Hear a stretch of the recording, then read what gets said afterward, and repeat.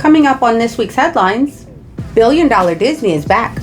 And good, because Robert Downey Jr. is getting a ridiculous amount of money for his return to the MCU. James Gunn's new Superman movie has finally wrapped up filming. And Wesley Snipes' Blade has broken a Guinness World Record. I'm Kelsey, and this is Anthony, and this is In Case You Missed It for the week of July 29th. After a terrible 2023 for Disney, they're making up for it with a monster 2024. Inside Out 2 is not only the highest grossing animated film, right now coming in at $1.4 billion, it's also the 10th highest grossing film of all time, passing up even the Avengers. Deadpool and Wolverine is also on track to reach $1 billion by next week. And this is a really good thing because they need that extra money to pay Robert Downey Jr. According to numerous reports, the newest Doctor Doom is being paid $80 million to appear in Avengers Doomsday and Secret Wars. If those movies make over $1 billion, he'll get even more money on the back end. Clearly, Kang the Conqueror wasn't working the way they had hoped for, and I do think the pivot to Doctor Doom was a wise choice. But $80 million to transform Tony Stark into Doctor Doom? I don't know if it screams that they're desperate or they just had a story so good they needed Robert back for it. Either way, let us know down in the comments below. DCU's new Superman has just finished filming, according to James Gunn. Has there ever been a superhero movie with more pressure to succeed? Say what you want about the MCU's glory days, but at least they had it. And Deadpool and Wolverine shows that the audiences are still willing to show up. If this movie bombs though, or is barely profitable, it's going to be hard to see where this franchise goes from here. I mean, I guess you can still go back to The Rock. He still believes that Black Adam was profitable. I actually liked Black Adam. Okay. And finally, spoiler warning. If you haven't seen Deadpool and Wolverine, spoiler warning, this is your warning. Everyone. Wesley Snipes officially passes Hugh Jackman as the person to hold the longest character as a Marvel live-action character. Okay, I get it, that didn't make any sense, but you guys get it, you know what I mean. It's been over 25 years since he first played Blade in 1998. And with the way things are going, with the newest Blade movie, just bring him back. He did say in the movie there would only ever be one Blade, and I don't think he's lying. Alright, good headlines. So what do you guys, we haven't heard you guys' opinions. Your take, Robert Downey Jr., officially Doctor Doom.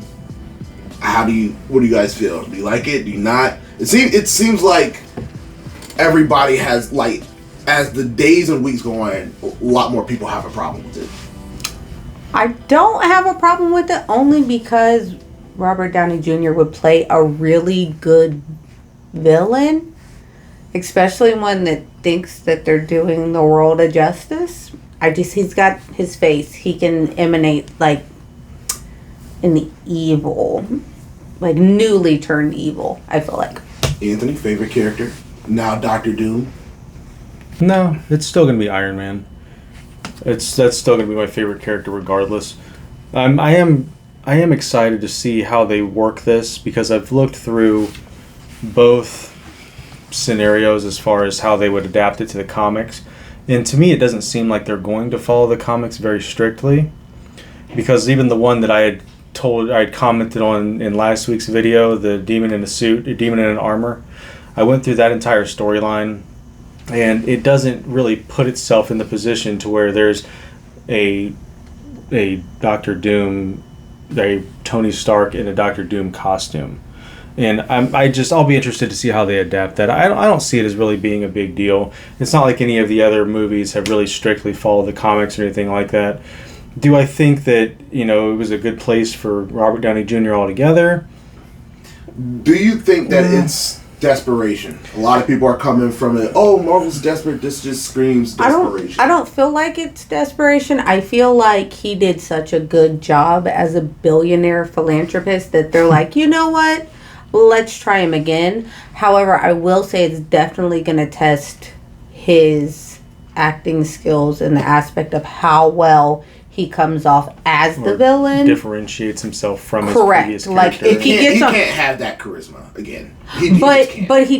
Doom doesn't need charisma. People don't like Doom, but I'm curious to see Like, is he going to pull it off? And then if he does, then everybody's going to be quiet about it because you're just going to see how great an actor he is. Now, if he tanks it, then he just wasn't the guy for it, and he only fit that role for Iron Man. I think I would have liked to see more character development previously of a doomed character, but honestly, that very well could be kind of what they're playing into, because they haven't really showed a Victor Von Doom character or showed what his personality is like in the movies or the films. They've just been bad. But even the comics gave him some depth, right? Well, yeah, I'm talking about live action wise. Oh, yeah. It's just been the original one was pretty, or the 2000s one. My commentary is based solely on the idea that they haven't really put him into a position where we can like or dislike him on the main stage in the last decade.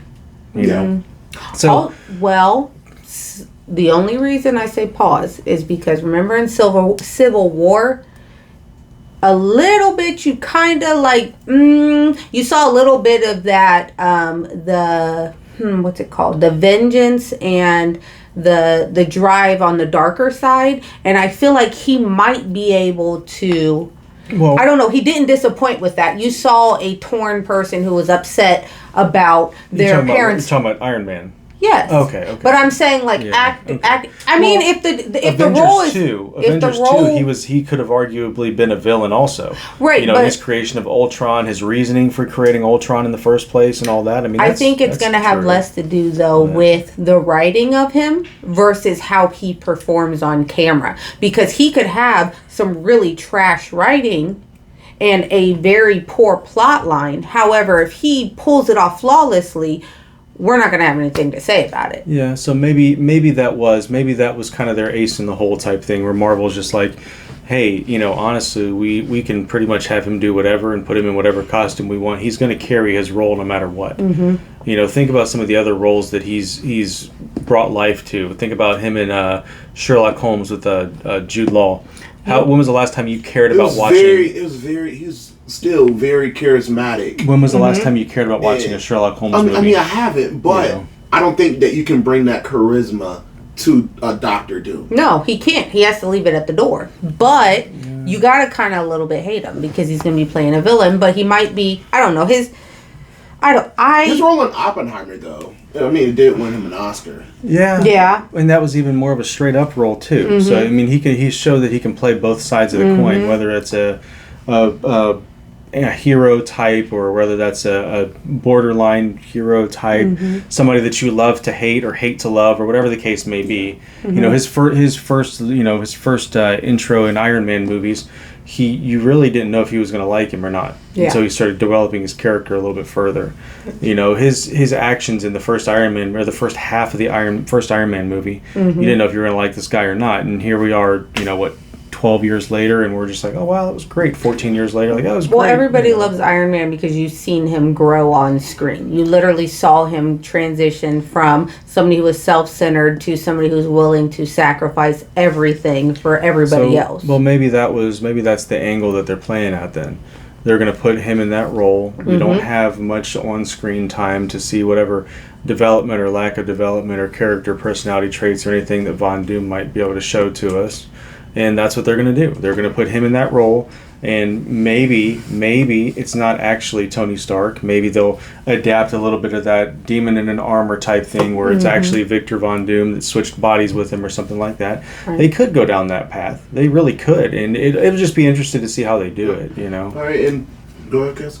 I was going to say also, I feel like maybe this, jumping out the window, but everybody was a little, me myself, I was shocked with Iron Man's death at the end of in the MCU universe. Like, I was just like taken back. Like, it felt like a unnecessary sacrifice.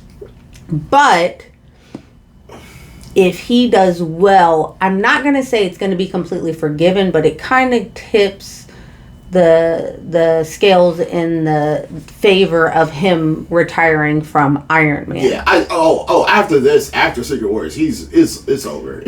I mean, I'm just saying, like, I wouldn't be as mad. Like, I don't I mean, all of the other I was excited about all the Avengers, but definitely with the end of that, I was like, that was just an unnecessary sacrifice. But if he transitions well into this role, not just like okay or barely like right on par, but if he does well, I'm gonna be like, all right. This is gonna be a one-off for sure. Like after Secret Wars, I think him and like the original Avengers, like they're done. What's another role that you would have liked to see him play though? I mean, either nothing at all or this. I mean, I would have liked to see him come back as Tony in Secret Wars. I think and I know this was a stretch, and I think we might have discussed this when Black Panther 2 was coming out, when they were kind of showcasing like the Iron Heart logos and things like that. Yeah.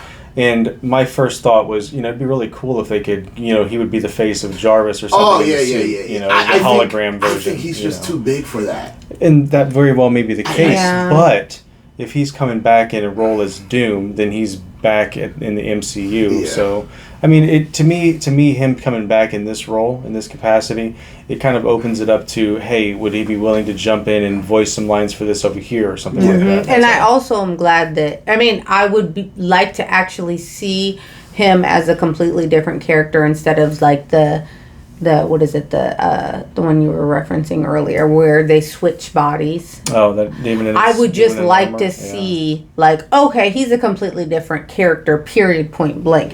He's older than when he started. His face has changed. He's still got the smugness, but Doom is a smug character. He can play a jerk. I mean, no, but I'm saying I don't know. Do you think it was desperation? I don't think it's desperation. I just think that they maybe have faith in his acting skills, in his ability to play the part, and I think they're less of just trying. There's plenty of actors out there. I think also this might have been an opinion on Robert Downey Jr. Like, I think he wanted to play this role. Yeah. And I think they're just giving him that opportunity to show us his acting skills. I do think it was a little bit of desperation, but I don't think it's a bad thing necessarily. This has been In Case You Missed It. I'm Kelsey. That's Anthony. And please like, comment, share, subscribe, and try not to hurt us too much in the comment section down below. You liked Black Adam.